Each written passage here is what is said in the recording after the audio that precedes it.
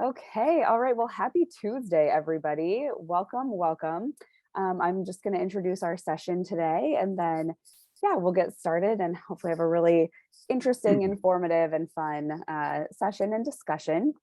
My name is Rachel Cole. I am the Programming Committee Chair for Graduate Women in Science, or GWIS.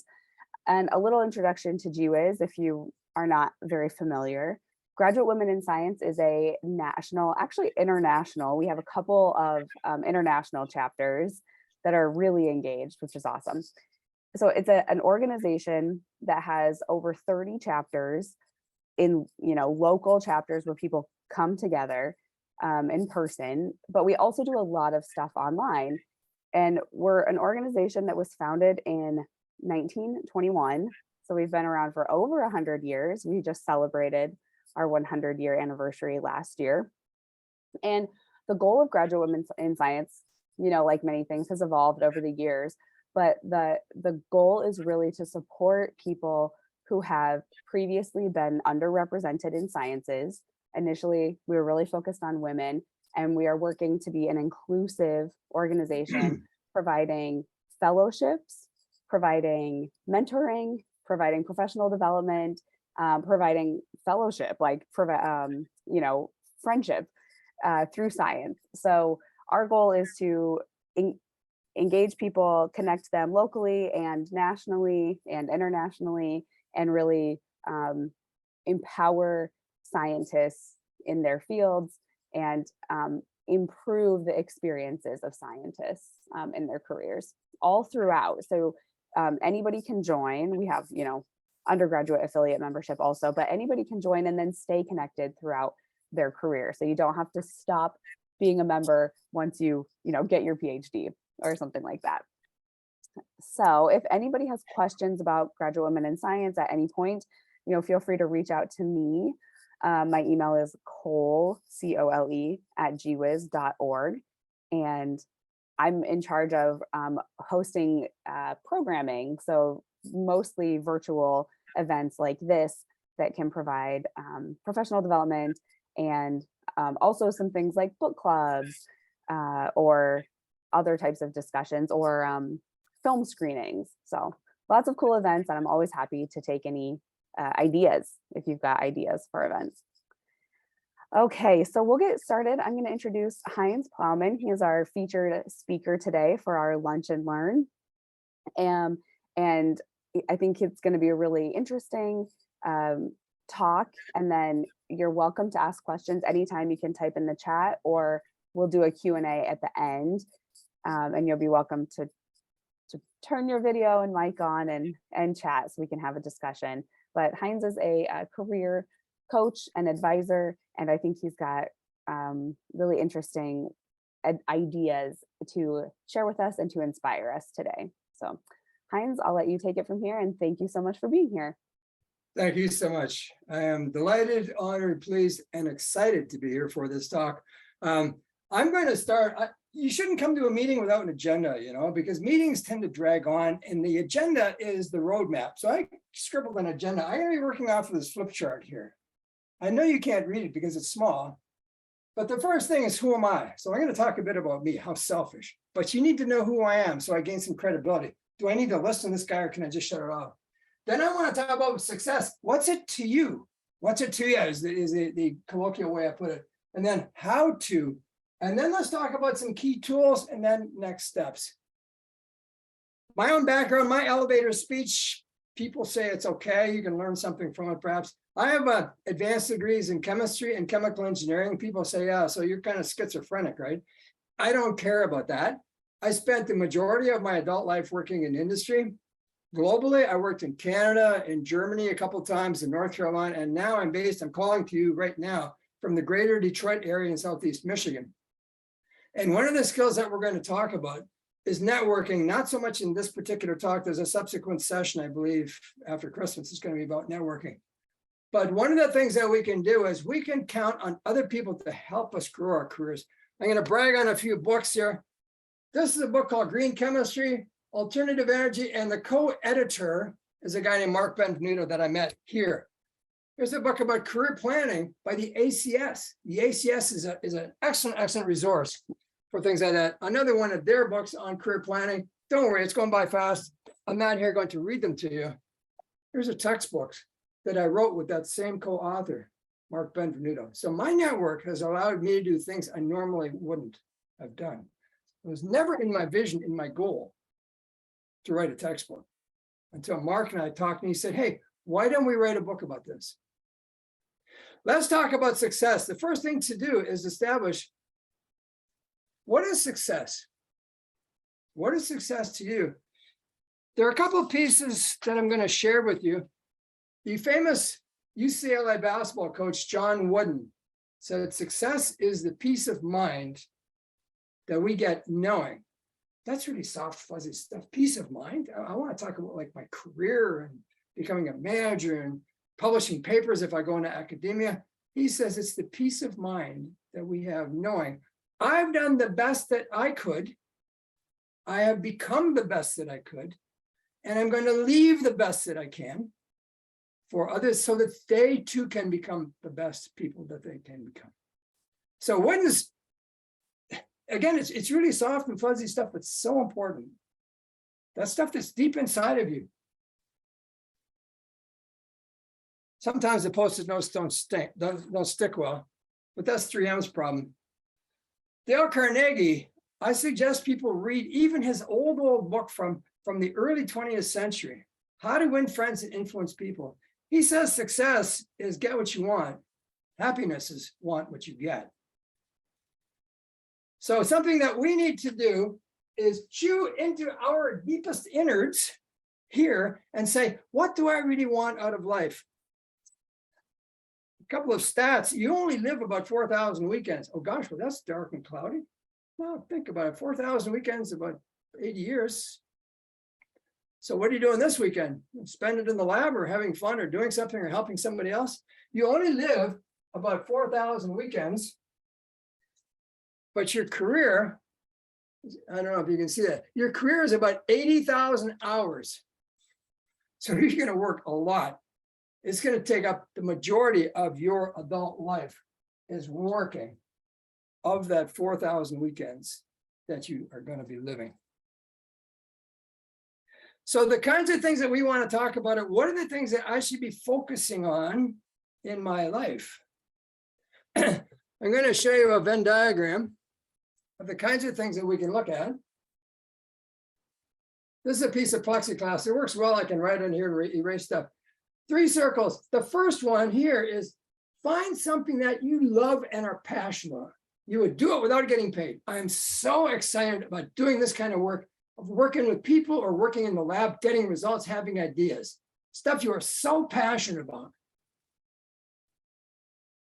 The next circle is something you're competent in. You have to know something. I could be very passionate about being the lead violinist in the Detroit Symphony Orchestra. I can't play violin at all. So I could be passionate, but have no competence. That doesn't fit well together. The last circle is you have to eat. You have to do something that somebody's going to pay you for, at least a minimal thing. I also have a music gig. One of the guys I played with, he said, I'm a person of minimal material needs, and it showed. He played a lot of cheap gigs. So these are the kind of things that you may want to think about. Again, what are you passionate about? You get excited about just thinking about it. You're competent. You are conversant in it. Chemistry, you are graduate students in chemistry. What are the elements of chemistry that really get you excited? And finally, what can you use to get a job that people are going to pay you for? Now, something to think about is this. Everything you know is old. What? Everything you know is old. I congratulated a person just finished defending his PhD thesis, came out of the room. I said, congratulations, you finished your PhD, wonderful. And I added to it, but you know, it's all old. What? What do you mean? I said, you have published this stuff, right? Yeah, everything, all of that we could. So 7 billion people could have access to what you've worked on. He looked at me and made a face and said, yeah, I guess so. Well, that means it's old. So what do we need to do is keep learning new things. There's an ACS mentor, career mentor named Bill Carroll. He says, teach yourself the next big thing. What's it going to be? We don't know yet. It's not here. A decade ago, maybe the next big thing was phone apps. Is your phone exploded with apps? Mine is. I don't want to see any more apps. I can't load anymore on my phone. Maybe 5 years ago, it was 3D printing. We know 3D printing is still growing and coming and whatever. It's not quite there fully all the time yet.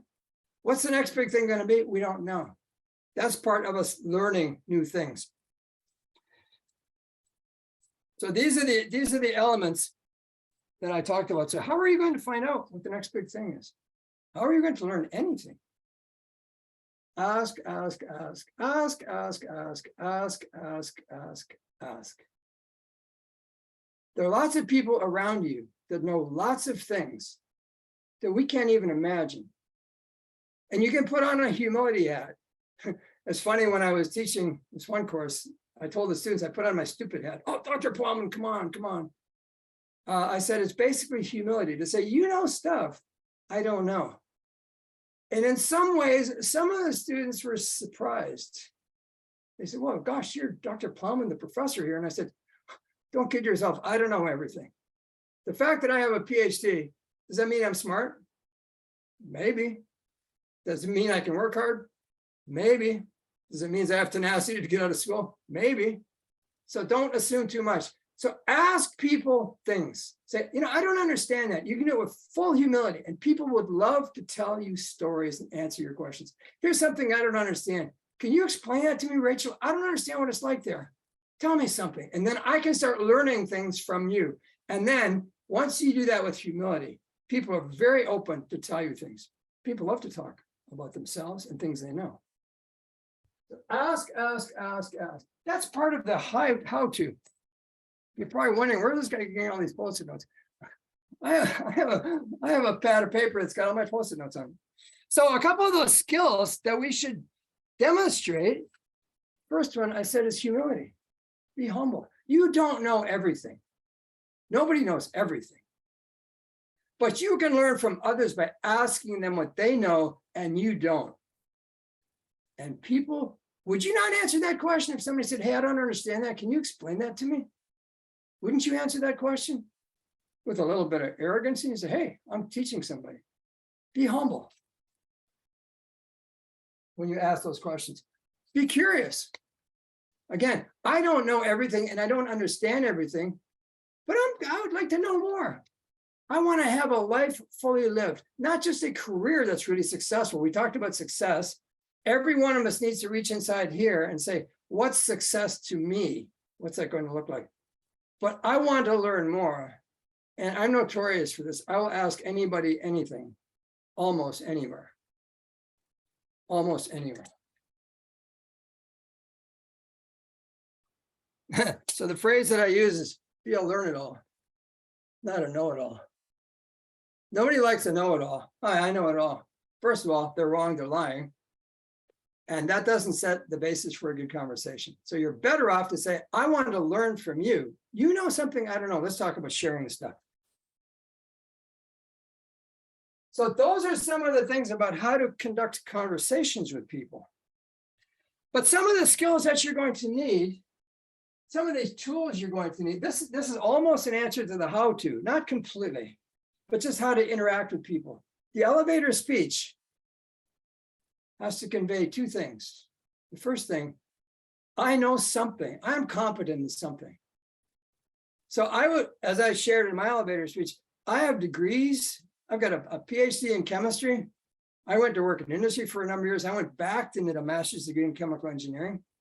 And I've had some people pick up on that and they say, why did you do it backwards? And I said, I didn't know there was a prescribed order. Nobody told me the rules. It so happened I was a PhD chemist working in production and a recession happened. And my employer said, we don't want to lay anybody off. Anybody want a leave of absence? Sure, I'll go back to school. I went back to school to do my master's in chemical engineering. And that has served me so well in my career of 35 years in industry. So the elevator speech, it's got to be short and snappy. This is who I am. This is what I know in terms of your background.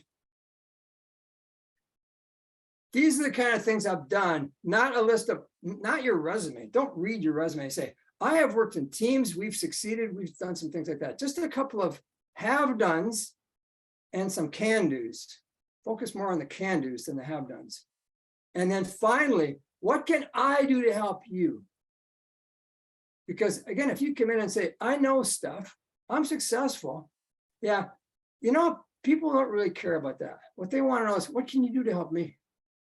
So if you come in that way, this is who I am. My name is Heinz Plaumann. I took that breath intentionally. So if you got a couple names to your name, take a little breath in between. So at least they hear your name right once. Hi, my name is Heinz Plaumann. I have advanced degrees in chemistry and chemical engineering.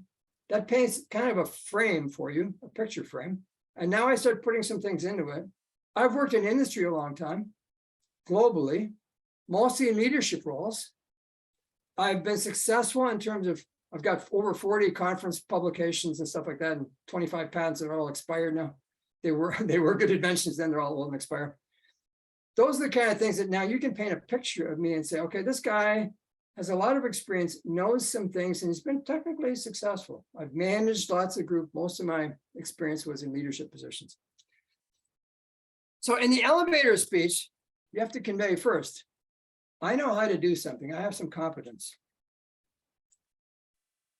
You can get my post-it notes report. So if we talk about just your elevator speech for a moment here, as one of your tools, we have to convey to people, it's worth talking to me.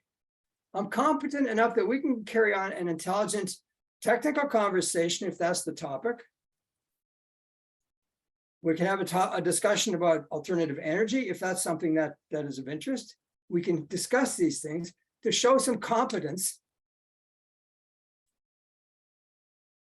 And the second thing almost goes back to Wooden's thing about some warm, fuzzy stuff, to show some warmth. What? That's all soft and fuzzy, touchy-feely stuff.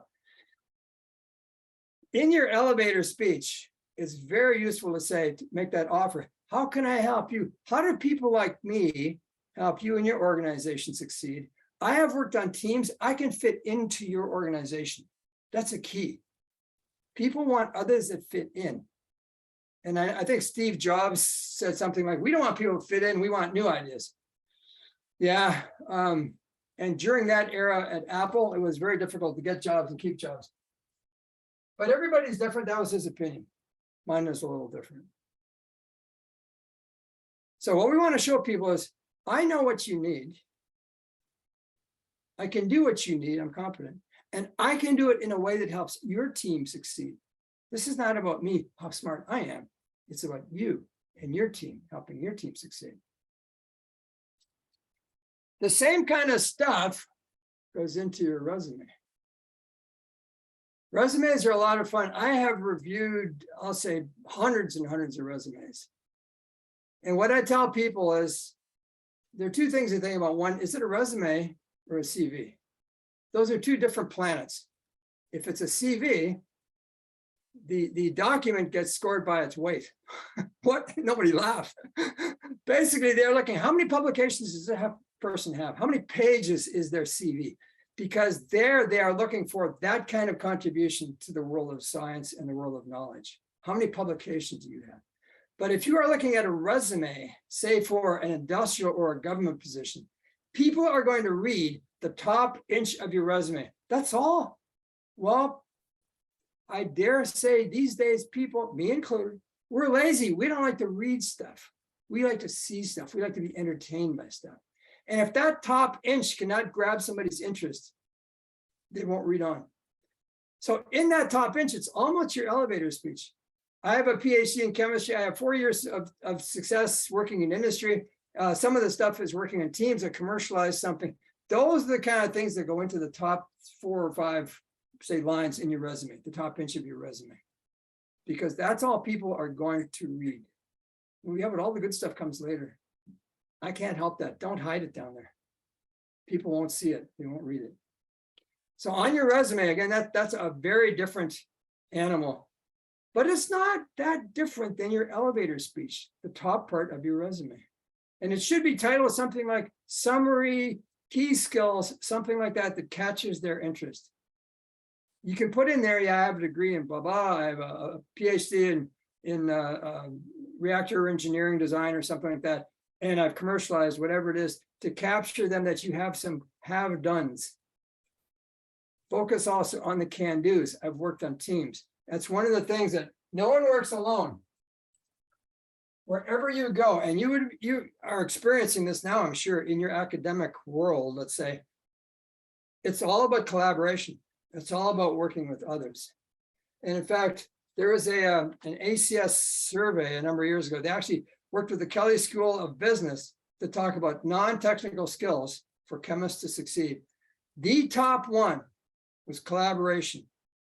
Collaboration, teamwork, synergy, where 1 + 1 does not equal 2. Synergy, 1 + 1 equals 3 and more. So having that skill to say, I know how to work with people. I know how to work in teams. I can listen. I'll say that again, listen. Listening is one of the most important communication skills that we have. I'm going to suggest a book to you, Listen Like a Dog. What? Fascinating book. I've given many copies away at my workshops on communication. In communication, we're looking at these kinds of things. In Listen Like a Dog, it says, everybody's talking. That means nobody's listening. And it is such a fundamental human need to be listened to and heard. So what's wrong with this? We've got this all backwards.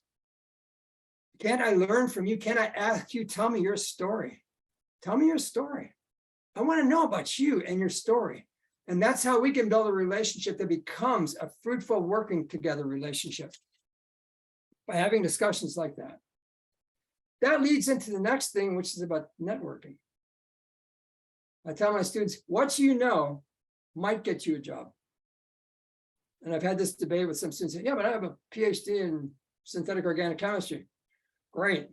What they want to know is, can you work with us and help us succeed? Recall that. Don't forget that. That's so important. It's not about you. It's not about how smart you are. It's about how you help others succeed. There's a really good organization called Cheeky Scientists. I suggest you go ahead and take a look at their websites. They are focused on PhD chemists to help them get jobs and things like that. Cheeky Scientists, the guy's name is Isaiah Hankel, I believe. Great guy, runs excellent programs to train. It's something that you should take a look at. So I've mentioned what you know might get you a job. Who you know is not nearly as important as who knows you.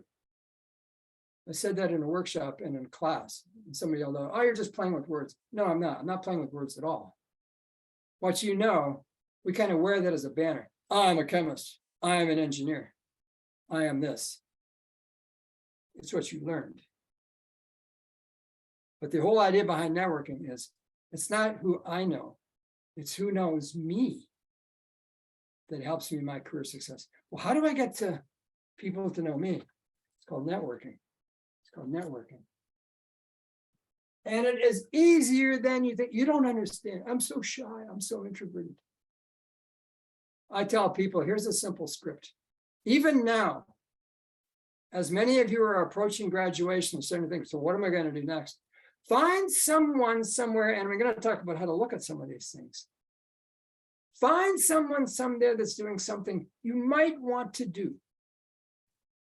It could be a professor. It could be somebody else. It could be me. I mean, you could connect with me. You have my name.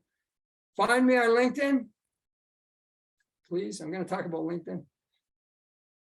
Find someone that's doing something you might want to know. Hi. Elevator speech in a simple email or whatever. Somehow you connect. Could be a LinkedIn message. I am interested in what you do. Could you spend 10 minutes talking to me? Could I set up a time to talk to you and listen to you talk about stuff? And then ask them things like, so what do you like? What do you do? First of all, what do you do? You should get that from their profile. So, but you tell me in your words, what do you do? Profiles, I will say, sometimes are, the word that bumps into my head right now is highfalutin. Look at me, I know lots of stuff, right? It's part of that profile, selling yourself. The profile will tell you something to say, here's a person, I want to talk to Jane Doe. I want to talk to Bill Smithers. I want to talk to so-and-so. Send them a simple message. Hi, I'm a graduate student and I'm finishing my degree soon. Put it maybe this way. Your profile captured my interest. May I set up a 10-minute conversation with you? Almost everyone will give you 10 minutes. It strokes them. They like that.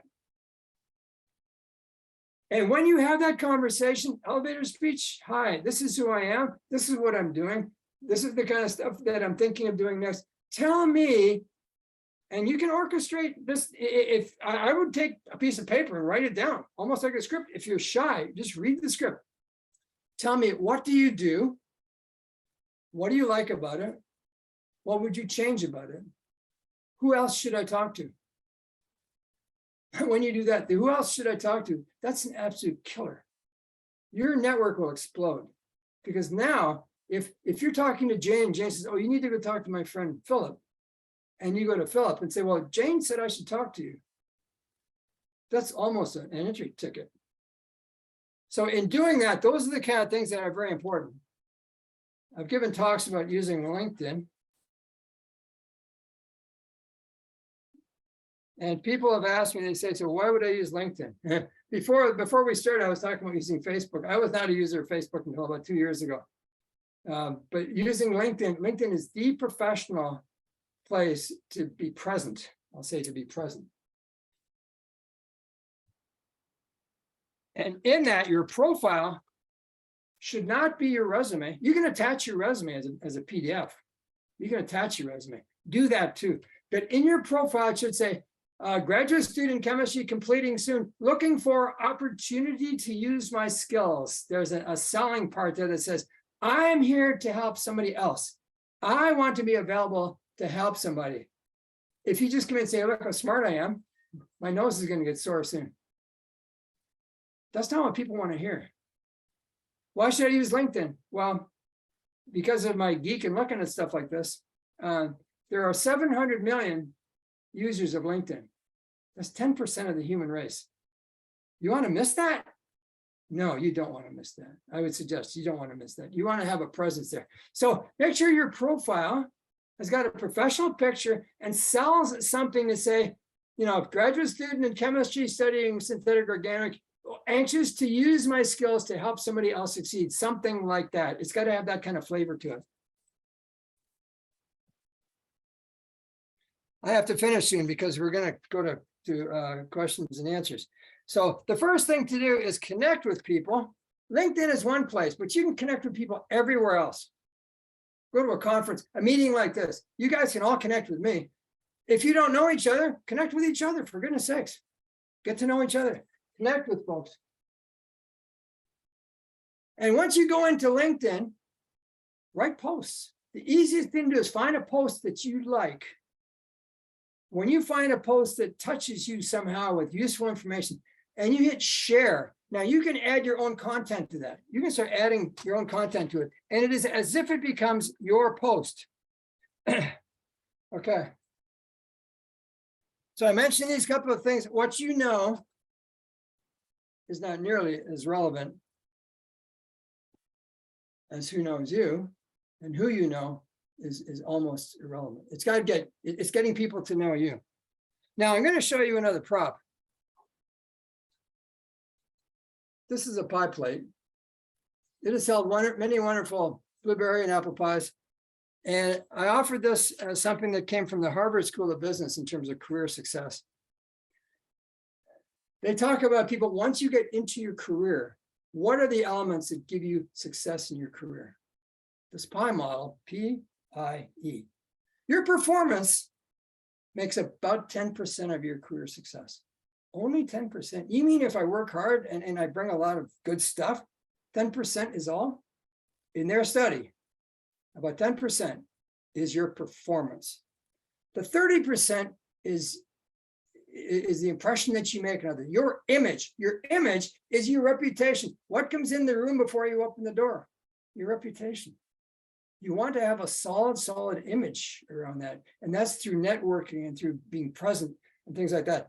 The last thing is exposure. Get people to help you connect with others. If you go to a conference, have someone like me or have someone like like Rachel, take you somewhere and say, here, come and meet somebody.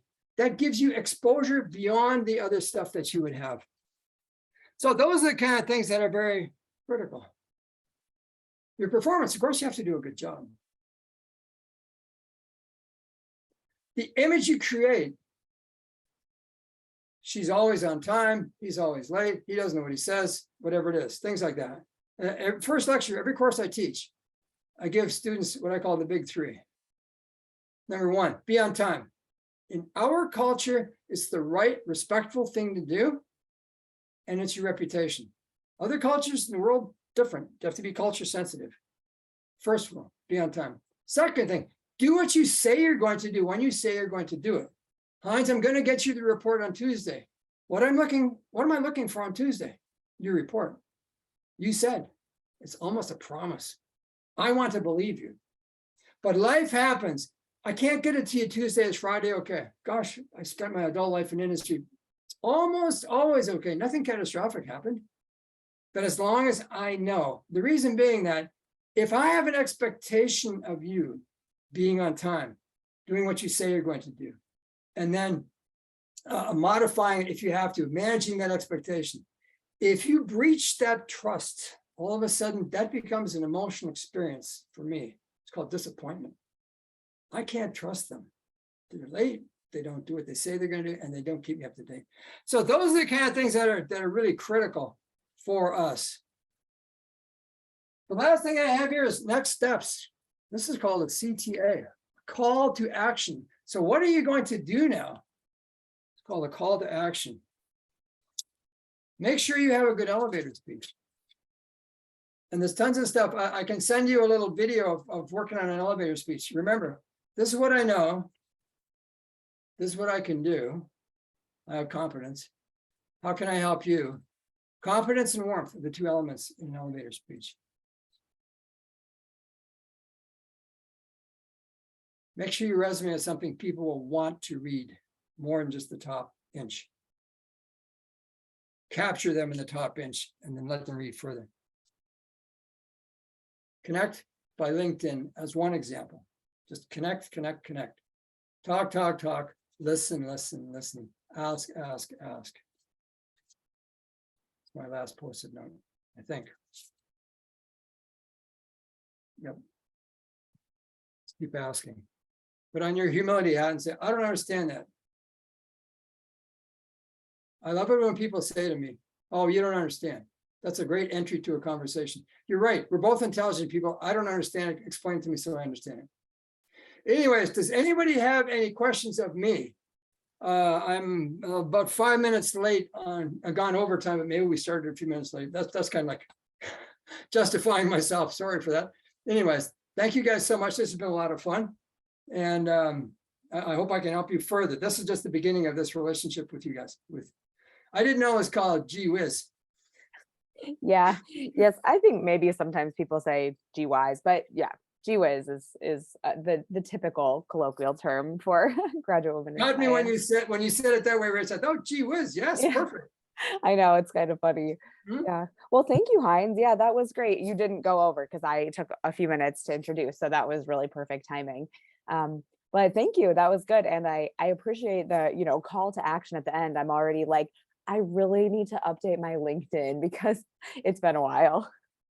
So it's good. I made some notes about like, these are things I'm going to do. So yeah, I hope this was helpful. We'll do some questions. Does anybody on here have any questions? Feel free to type in the chat, or you could raise your hand. There's only a few of us live. And then I do have some questions that people submitted ahead of time, but everyone in the room gets first dibs.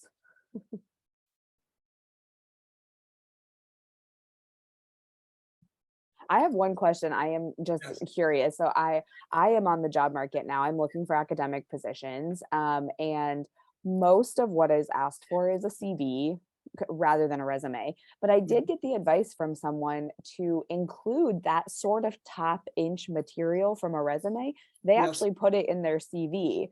I'm curious, do you have experience with an academic CV that includes something like that?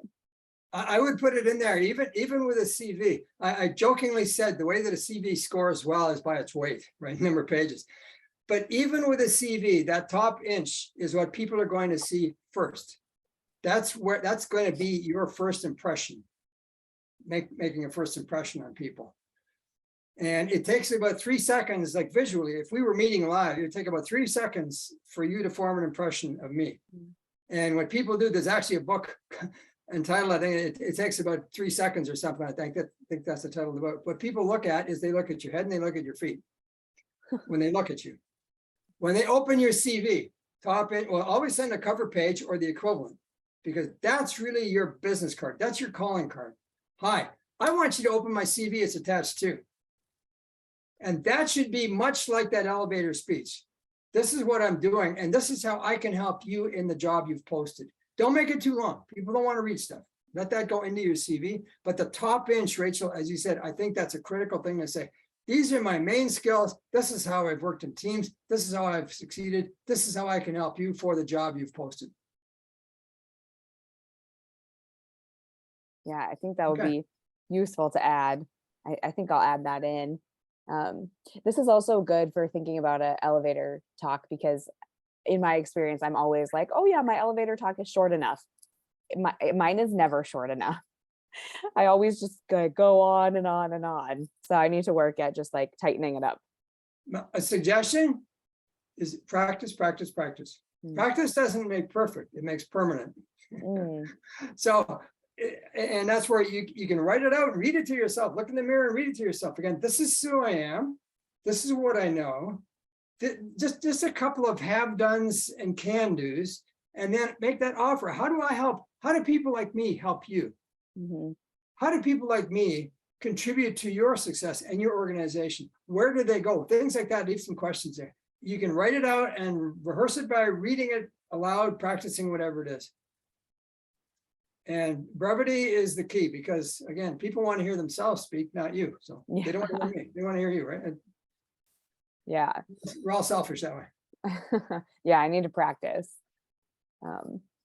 All right. Well, I will ask a couple of the questions from our attendees submitted. So can I ask a question real quick, please? Yes, of course. Yeah. So I know you provided some tips on how to kind of grab someone's attention for 10 minutes, like something real quick to introduce myself and me.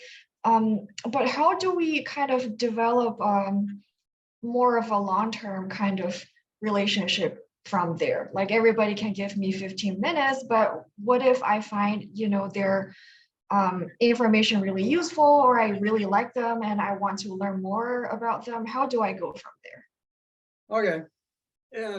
You may remember, or maybe not, doesn't matter. But at the end of that initial contact, I said, who else should I talk to, right? The other thing you can do is, may I follow up with you in 2 weeks or in a month? And I have an endless list of follow-ups with people, and I make notes of them. I have them in my calendar. Don't forget to follow up with this guy.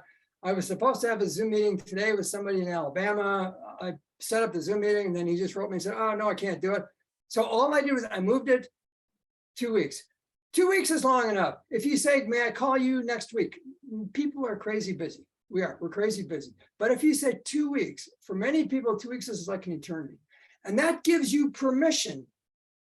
That gives you permission. Hi, you may or may not remember me, but we talked and I asked if I may follow up, and now I'm following up with you. It starts to cement that kind of dialogue and cements the relationship. Of course, you need new things to talk about then, normally. But to have that kind of thing where you're going on and continuing to grow and cement that relationship, it's not all going to happen on, I'll say, the first date. If I put it boldly like that, it's not going to happen all on the first date. But in subsequent ones, it may. It may. Does that help? Yes. Thank you. Okay, you're welcome. I like that phrase of, yeah, sometimes it feels awkward when you're like, well, they've answered all of my questions. So like, do I try to keep this conversation going? But saying, may I follow up in a few weeks? That seems really helpful. Does a hint on that? If the conversation's over, just stop. You'll know. Right? Yeah. Because you don't help them and you don't help yourself by talking more. And it's a cool way to kind of end the conversation. Who else should I talk to? May I follow up with you? a couple simple questions. People respond well to questions. I talked about asking. They respond to questions. And then if you said, well, okay, I will then follow up with you in 2 weeks. Thank you so much. Done. Okay, anybody else? I have a question. Yes. So this question is about competence. So the idea of showing competence, which, and this is going to be central to two kind of related questions. So how does competence interact with, number one, humility? Because they can seem like opposite ends. And then also the pie model, where performance is actually only about 10% of our impact. And we're all, graduate students or graduates who have spent a great deal of time pursuing this performance in pursuit of competence. Right. A couple of things. One is the competence that you have. We have to recall, we should recall that the competence that you're demonstrating is within the world in which you operate. Right. So it's I don't want to sound too bold about it and frank about it, but you're kind of living in a bubble, which is your graduate school experience right now. If you think outside that, and I was talking with Rachel about this before, and think of what you know and think of what I know, there's some overlap. We both know some things together. But think of what we know in the global existence of information and knowledge. What we know is just a tiny little speck, right? So what we want to show is I am competent in doing this kind of work that I studied in my PhD. I would not say, but look, I'm like a world expert. You're probably not. I don't know. Maybe you are, but you're probably not. If I come back to, you would be the world expert in what your PhD is in, but you're probably not the world expert in that bigger field of this area of knowledge. So there's an element there of humility, saying, I know how to do this, but you know something too. Tell me what you know. So as the faster you can get off of what you know and ask, the better it comes across, I'll say. It's kind of about coming across. Does that make sense? Did I answer that, or do you want me to try and explain it better? No, that makes a lot of sense. Thank you. Okay. So maybe a slightly specific, someone asked about how do they obtain research positions? And my guess is this is going to include some amount of networking and some amount of asking. Yeah, research position in a university or an industry, or? It's unclear. So this person is a lecturer and a graduate student currently. So they might be looking for a lab. They might be looking for additional experience with other, researchers. They also might be looking for a job in research. And so what can I do, Rachel? What do you think they need? Yeah, I think maybe they need some advice on how to reach out to people to find out about positions that are offered. Oh, okay. One of those is through networking. I mean, even within that person's environment, if they're a researcher in a lab, they could explore at that university in the lab and say, hey, how did you get that job? What do you do? The same kind of spiel. What do you do? What do you know? What do you like about it? What don't you know? What don't you like about it? Who else should I talk to? And of course, if you are looking at academic opportunities, let's say in LinkedIn, they don't have to be academic professorial research jobs. They could be like lectureships. They could be, say, lab jobs at universities. That stuff is all, when you go into LinkedIn, say jobs and put in what you want, stuff like that will come up right away. And then it will allow you to connect with people. It'll allow you to send your resume and apply. It'll allow you to do that. Again, LinkedIn is a very powerful tool. Yeah, and I think for a research position, the networking is key, because sometimes those types of jobs are not as well advertised just on, general, because they're like, oh yeah, I have a position in my lab, or sometimes it happens more word of mouth. And that is so key. It's a general belief. I don't want to say principle, general belief that fewer than 50% of the jobs that are filled are actually advertised and posted. A lot of it, and it's not a bunch of like a buddy network that gets people jobs. It's knowing somebody and being available to say, hey, you have a need for somebody to do this, and I'm the person that's got the competence, the warmth to help you fill that need. Mm-hmm.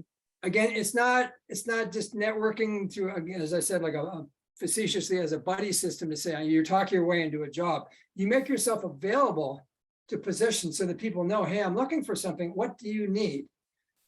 And so those are the kind of things. Networking is absolutely critical and key for stuff like that. It could be networking by events like this. It could be networking through LinkedIn. It could be networking through all kinds of other organizations, all kinds of other opportunities. Mhm. Yeah, thank you. And then maybe one more question, unless any of our attendees have other questions. So I like this question because I have no idea how to answer. So someone asked, so this person is just starting their career. They're a postgraduate student working as a research assistant. So they, I believe, have probably graduated with a bachelor's. I don't think they're yet like a PhD. And they're thinking big already. They asked, how do I gain international recognition? Which to me feels like a very, ambitious ask, which is nice. Do you have any thoughts on that? What jumps into my brain is I want to be a rock star, but I don't play music. Well, all I can suggest, LinkedIn is global. And if you want to have that recognition, again, find people that are doing the kinds of things that you want. I mean, you can find people like that. You can go in and search for people that are global experts in things and connect with them and have conversations with them. Again, I have some of the craziest connections. I have, I think, about 6,000 or 7,000 connections on LinkedIn.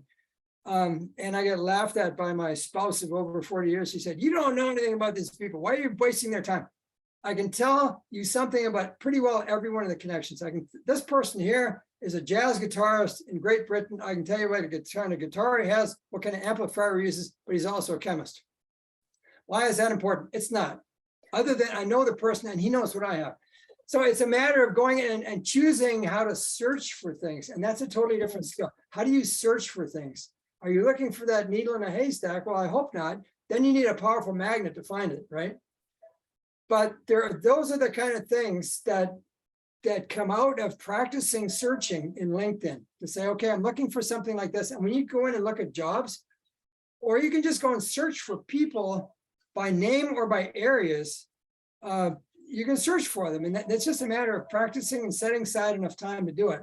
One of the keys there is watch posts. Go in and I'll say, cruise around in LinkedIn. And just take a look at posts that come up. And every time you see something that's kind of weird or different, there's a guy that I know, he's a British person living in Germany, but he's the director of graduate studies at a university in Virginia here. Wait a minute, can you start that over again? Yeah, he's a German guy, he's a British guy living in Germany, a director of research at a university in Virginia here. How does that work? I don't know, but I said, Ian, I want to talk to you about that. How do you do that? So I had a Zoom meeting with him. I have another one coming up with him. I reached out and said, hi, I don't understand. You must be very smart to manage all this stuff. So it's a matter, if you can, in your humility, stroke somebody and motivate them that way, it's great. Works wonderfully. Yeah.